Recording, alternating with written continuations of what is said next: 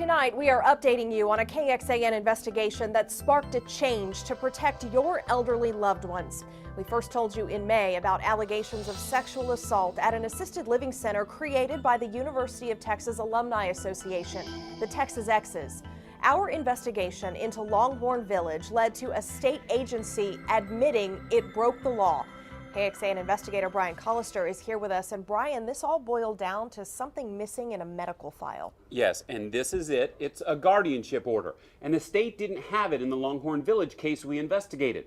It says the alleged victim doesn't have the mental capacity to make her own decisions because she has dementia. Now, because of what we uncovered, this record will be required in case files like that woman's. We are going to have positive change. We've been in discussions, negotiations with DADS, the Department of Aging and Disability Services. That state agency overseeing care facilities will take new steps to prevent elder abuse because Austin Representative Elliot Neistat saw our recent investigation. You're taking steps to make people safer because of our story. What's going to change? Any investigator or caseworker who has a situation where there are concerns about the resident who has been abused or neglected will be able to go to the file and see whether or not letters of guardianship have been issued for this individual and then to act accordingly. First, the state says it will tell facilities that guardianship orders must be in a patient's file. Later, the state will pass a new rule formally requiring it. Early next year, Representative Neistat says he'll file legislation here at the Capitol, creating penalties for those who don't.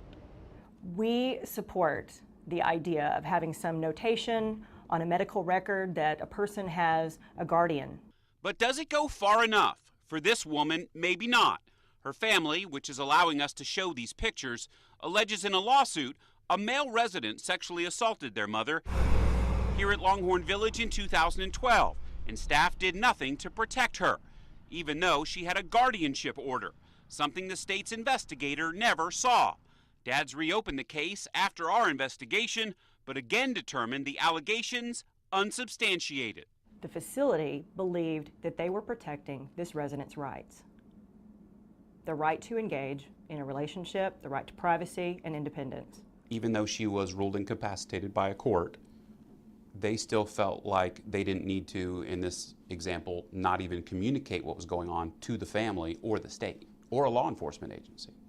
After interviewing residents, staff, they concluded, the investigator determined that the facility had not violated any regulations in protecting this woman. A woman the state's investigator noted in 2012 has dementia and is, quote, not able to make simple, informed decisions. And last month, DADS received this affidavit from the doctor who ruled her incapacitated, saying she, quote, was not competent to consent to sexual relations due to her mental condition.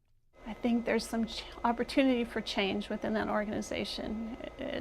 That tells me that there's a problem there. Her daughter says she's stunned by the outcome of the reopened state investigation. What did you think when you heard that the state said they did nothing wrong? I thought that they were protecting the reputation of their organization and that they were not really looking at the facts. It would be an injustice to me to think that DADS could interpret what a judge had in mind when he signed an order like that. But Dad says that judge's order says nothing about restricting the woman's right to consent to sex, and the family never told the facility it wanted any such restriction. We reached out to Longhorn Village for the story, but got no response. Now remember, Dad's claimed initially that it never had these crucial guardianship records at the time of its initial investigation. Coming up at 10, we uncover the agency actually had these documents all along. Brian Collister, KXAN, investigates. And Brian's entire year-long investigation is online right now. Just go to this story on the homepage of KXAN.com. And remember, this story came to us through a viewer tip. So if you have something you need investigated, email us at report@KXAN.com.